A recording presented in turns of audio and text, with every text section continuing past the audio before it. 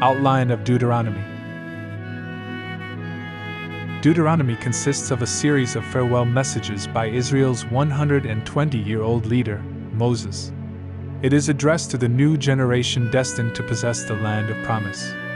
Like Leviticus, Deuteronomy contains a vast amount of legal detail, but its emphasis is on laypersons rather than the priests. Moses reminds the new generation of the importance of obedience if they are to learn from the sad example of their parents.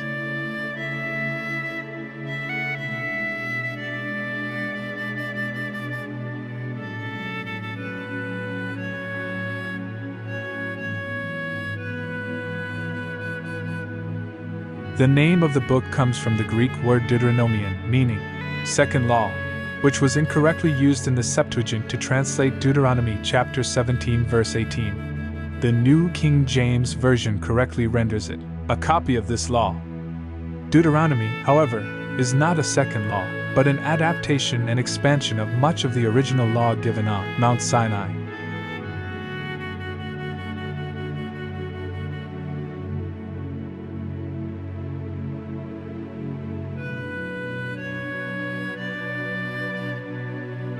Author. The Mosaic authorship of Deuteronomy has been vigorously attacked by critics who claim that Moses is only the originator of the traditions upon which these laws are based. The usual argument is that the book was anonymously written not long before 621 BC and used by King Josiah to bring about his religious reform.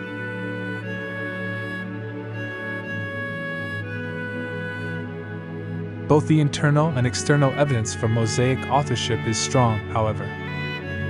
Deuteronomy itself includes about 40 claims that Moses wrote it.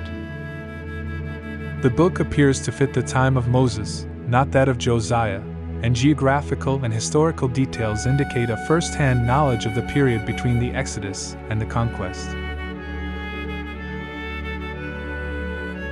Date. Like Leviticus, Deuteronomy does not progress historically.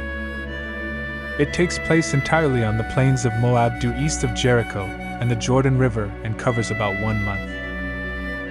The book was written at the end of the 40-year period in the wilderness, circa 1405 BC, when the new generation was on the verge of entering Canaan.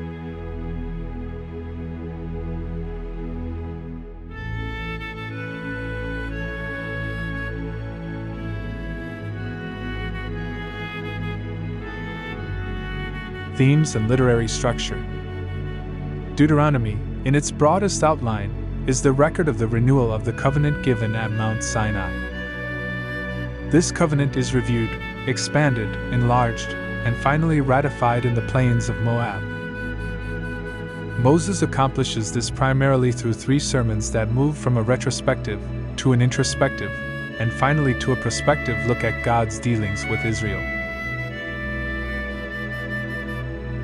Moses' first sermon, Deuteronomy chapter 1 verse 1 to chapter 4 verse 43, provides the background of the covenant by stressing what God has done for Israel since the Exodus from Egypt. The theme of God's provision for and protection of His people is highlighted, together with the divine punishment which follows disobedience.